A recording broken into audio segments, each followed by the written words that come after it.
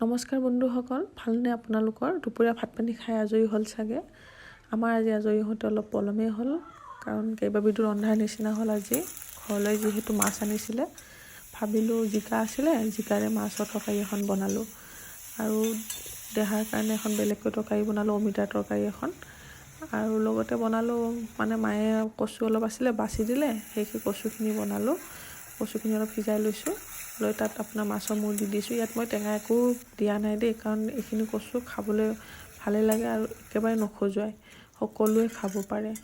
আৰু লগতে আপোনাৰ বেঙেনা আছিলে, বেঙেনাৰে ভাবিলোঁ কি পেটুখিনি বনোৱা যাওক, সেইখন অকণমান জ্বলা ভাজি কৰিছোঁ।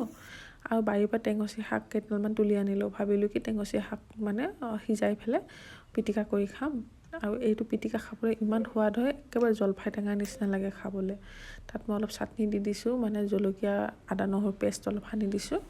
সেনেকৈ আজি দুপৰীয়া ভাত সাজ খালোঁ।